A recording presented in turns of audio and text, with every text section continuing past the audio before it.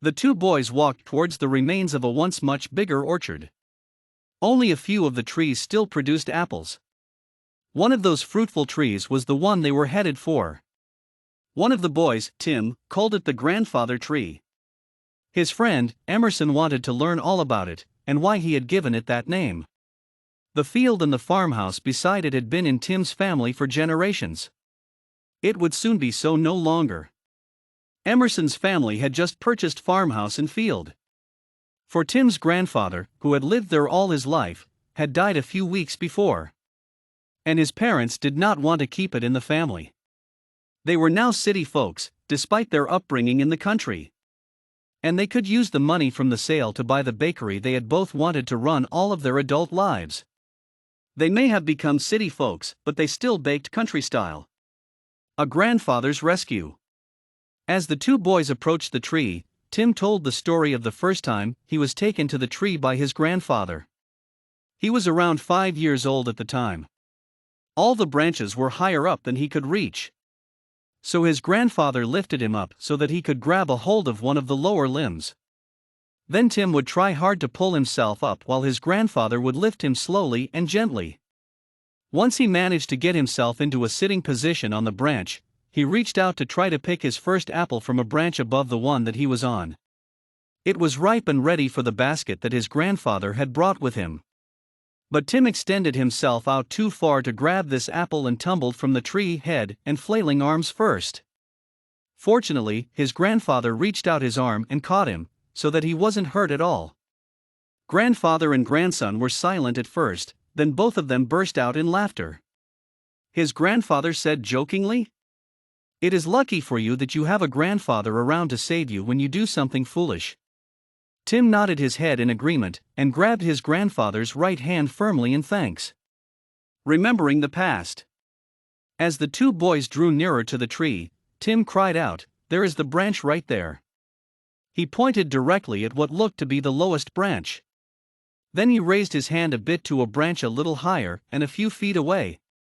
"There's where the apple was that I tried to pick. It is too bad that there are no apples on it now. It would make for some easy picking." Then both boys climbed onto that first branch, reached up and pulled themselves up to the second. Tim then told of how big the orchard used to be, and how many bushel baskets the family could fill when his grandfather was a boy around their age. The way he spoke of it was almost word for word as his grandfather had told it to him a few years ago. He often repeated his grandfather's words. Following an undisclosed plan. The two boys wore backpacks. The plan was to pick as many apples as they could and take them home with them. They reckoned that their parents would be impressed. No one knew of their plans, so no parent would tell them to be careful, or in the case of Emerson's father, would have ordered them not to try to climb the tree at all. The deed would be done before anyone told them not to do it. You can't disobey orders that you haven't received. That's why he said to Tim that they shouldn't tell anyone until they came back safely with apples filling their backpacks. Both of them had kept quiet. That wasn't easy for Tim, as he was a talker, a born storyteller. It wasn't long before they had gathered up the apples around the lower limbs. That would have been sufficient, but they wanted to go higher, just to do it, not so much that they needed or really wanted to have more apples. As was typical of the two of them, it soon became something of a competition as to who could get apples from the greatest height. That one apple. They had picked a lot of apples from some of the higher reaches of the tree and climbed down slowly, carefully, apples in bag. The boys looked up at the branches to admire the places they had been able to reach. Then they saw it, both at about the same time. There was an apple on the highest branch. They probably hadn't seen it when they were busy picking the apples from the more loaded, lower limbs. But they could certainly see it now. Emerson said, "Well, there's one that we missed." He was about to say, "I betcha you can't get that one," when Tim said, "I'll go get it." Even though Emerson still had the energy of competition flowing through his veins, he did not want to try it. The branch looked too high up, and the branch was not very thick. He was starting as a child to develop the sensible nature that would stay with him for life. But Tim would have none of that kind of defeatist thinking. He climbed up the already conquered branches of the tree like the crazed monkey, that his grandfather used to say he was. He soon reclaimed the heights that they had gone to before, this time without the earlier sense of triumph. He looked up from there and got a good look at the apple and the branch it hung from. He plotted several sensible routes and strategies, but shook off each one as not the way to do it. His goal was beginning to look impossible to him. But he had to do it. Finally, he came up with an idea.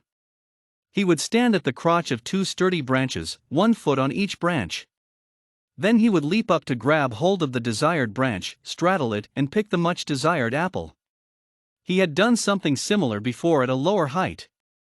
Tim took a few deep breaths, crouched down, and stood up several times to prepare his legs for what they would be doing. Then he leapt as high as he could. He reached the branch, yes. But it snapped on him when it was supporting his weight, plus the pull of the downward momentum that redirected his motion. Down he plummeted, head first. Emerson looked on in horror as he saw his best friend tumbling to the ground. There was nothing that he could do. And then it happened. Several of the lower branches moved simultaneously, spreading out like a blooming flower, but much faster, then reaching out to intercept his downward gravitational path. And they caught him too, breaking the force of his fall, with their yielding, but still resistant bending, finally letting him down gently, feet first. Both boys stood stunned for several seconds. And then Emerson said what both boys were thinking. "I guess this really is a grandfather tree. He has rescued you again from your foolishness. There is something of him in the tree." Tim reached out with his right hand and grabbed firmly the branch nearest to him, one of the ones that had given him support. Then he said, "I'm lucky to have you around to save me when I try something foolish."